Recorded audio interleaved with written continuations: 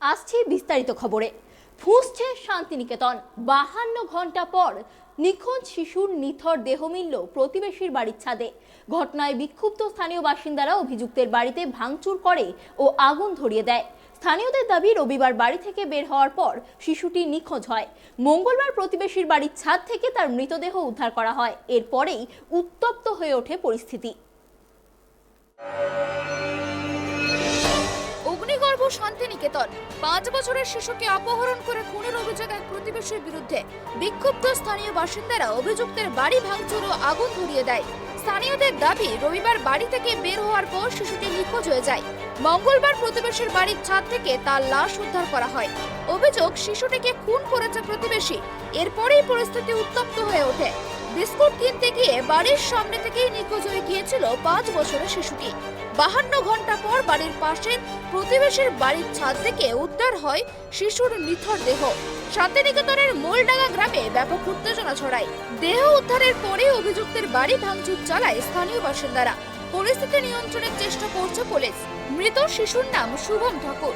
স্থানীয় সূত্রে জানা যাচ্ছে, গত রবিবার বাড়ির পাশে একটি মুদিখানার দোকানে গিয়েছিল শুভম। বাড়ি থেকে কয়েক পা দূরেই সেই দোকান। মুদির দোকান থেকে আর ফিরে আসেনি সেই ছেলে। পরিবারের তরফ থেকে সম্ভাব্য সময় জায়গায় খোঁজ করা হয়। পুলিশ কুকুর এনে তল্লাশি করে, কিন্তু কোনো সূত্র পায়নি। 52 ঘন্টা পর ওই শিশুর প্রতিবেশীর বাড়ির ছাদ থেকে মৃতদেহ উদ্ধার হয়। ঘটনার পর ক্ষোভে ফেটে পড়েন প্রতিবেশীরা।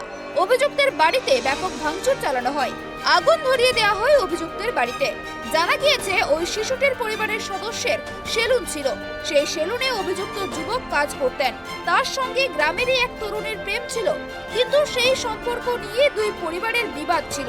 সেই বিবাদে জড়িয়ে পড়েছিল ওই শিশুর পরিবার। সেই থেকেই আক্রোশ। শিশুটিকে অপহরণের পর শ্বাসরোধ করে খুন করা হয়েছে বলে অভিযোগ। তবে এই ঘটনায় পুলিশের ভূমিকা নিয়ে উঠেছে প্রশ্ন। কারণ নিখোঁজ হওয়ার পরই পরিবারের তরফ থেকে বিষয়টি থানায় জানানো হয়েছিল। তবুও 52 ঘন্টা কেন সময় লাগলো পুলিশের? পাশের বাড়িতেই যেখানে ছিল শিশুটির দেহ, তাহলে কেন কোনো ক্লু পেল না তদন্তকারীরা?